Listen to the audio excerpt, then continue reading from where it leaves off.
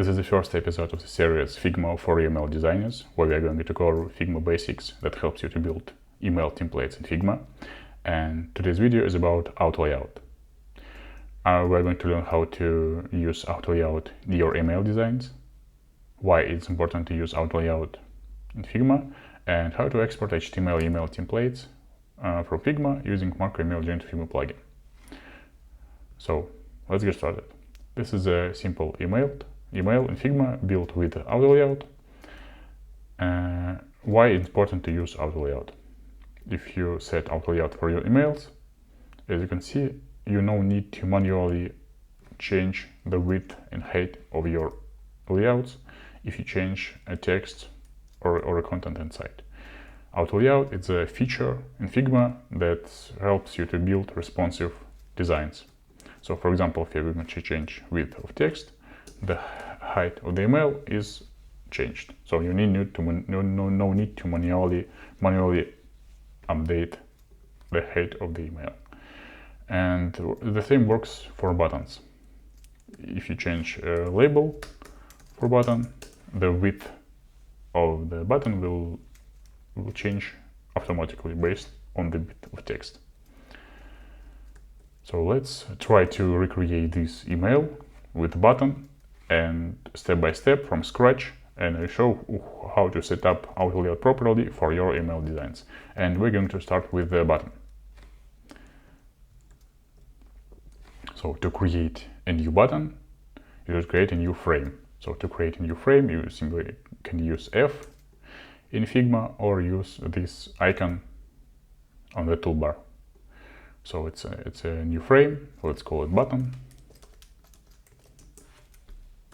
Then let's update a background color for the button, add some corner radius, and let's put a text and an icon inside the button. So if auto layout do not apply it to the button, to the frame, if you change a width of text, nothing happens with button width. So to apply auto layout, you should select a button, then go to the right sidebar, click on this toggle auto layout button, and after that, button change the width depends on text. So after you applied auto layout to the button, there are a couple new settings on the right sidebar here. There are width settings, height, alignment options. So today we're going to talk about vertical alignment and horizontal alignment. So the button is a horizontal thing, and we should use horizontal alignment. But for example, for vertical alignment, for the vertical content like email, we are using vertical alignment. So if we change alignment to vertical, you can see that children inside button placed vertically. So another settings width and height we are going to talk about later. Also there are space option. We can set gap between children inside your auto layout frame, let's say 24. There are horizontal padding and vertical padding, and this option with alignment. As you can see, if I set top alignment, text and icon alignment on top, and if you set center, it will on the same line, and it also works for button. So let's stick with center alignment. So it's a simple button, and let's learn how to use width setting and place the button inside container. Let's create a new container with 600 pixels width. Apply auto layout to this new container and set fixed width for the container and add some vertical and horizontal padding and spacing. and put a button inside this container. So by default, Figma sets a left alignment in our case. I would recommend to use center alignment to place button in center. And our button has, you can set, there are a couple of ways how you can set button, how you can set button width in auto layout. If you use hug content, the button width depends on the width of children. If you set fixed width, it's still the auto layout, but with fixed width, the container width does not change if children width changed. And the last option is fill container. If you set fill container for the button will take all available space inside the parent. So if you set this setting, button width will be the same as parent width. So let's create, it's a simple example with the button, and now let's create this block with email. This email has 3 blocks: header, button, header, body, and footer. So let's start with header. To create a new header, let's create a new frame, fixed 100 width, auto layout, fixed width, and call it header. Let's use the same horizontal and vertical spacing for all our containers. Let's use 24 spacing, 32 horizontal padding, and 24 for vertical padding. So now we have header, center alignment, and let's put logo and text inside the header. So to place content on different sites, like in our example, you can use space auto settings on the auto layout settings on the right sidebar. If you set auto, it places content on different sides of the container. So this is our header. So the next step, let's create our footer. You can simply create a new frame, or you can duplicate your existing frame and change the settings. So I set back 24, remove children, and set name as body,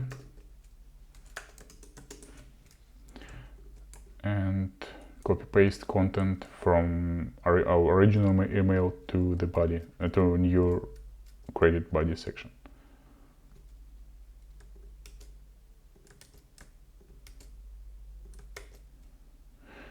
Because of our container has horizontal alignment, Figma is trying to fit all the content on horizontal line. So let's switch to vertical alignment and set up content properly. After I switched vertical settings, as you can see, all content goes on vertical line, and it works in our case. And let's do the same with button. So with this setting, you can change element of your content inside the auto layout parent. And other important thing is to set fill container for all children inside a parent container. So let's try to resize container. As you can see, image has fixed width, and if you change a width of the container, width of image does not changing.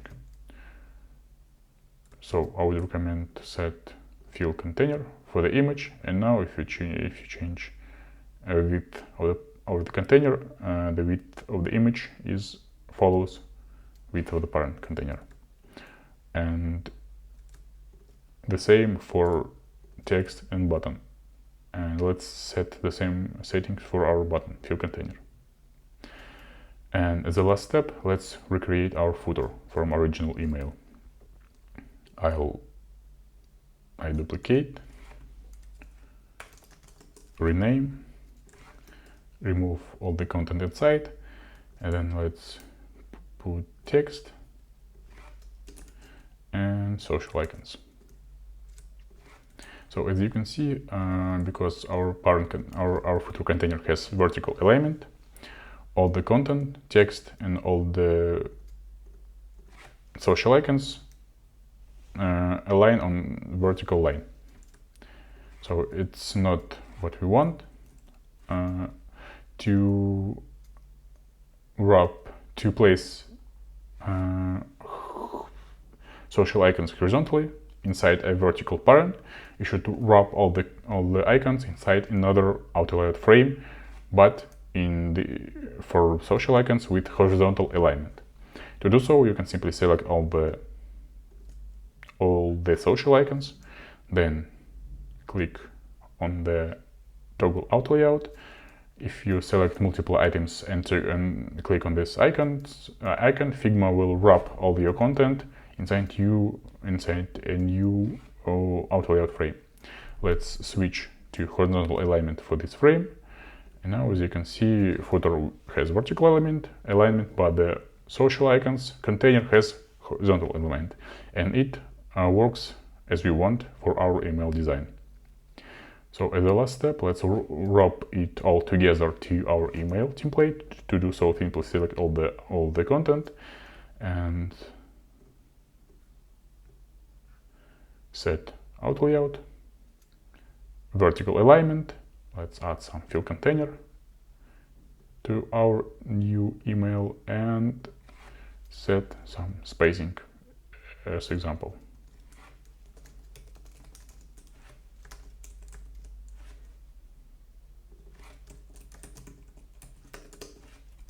So it's our email template. Let's try to export this template as HTML from Figma. To do so, you simply run the MacroML Junior Figma plugin. Make sure you have installed it. Link will be in the description. So select a new frame, select template, then click on the preview button. And now, as you can see, every auto layout settings works also in your HTML template. And to export, you can simply on export and export as HTML file. And after that, you can use it in any email marketing platform such as Klaviyo or MailChimp. So that's how it works. I hope it will helpful. In the next video, we will learn how to use Figma component properties and how to reuse different components for your email designs. So subscribe to the channel. Thank you for watching.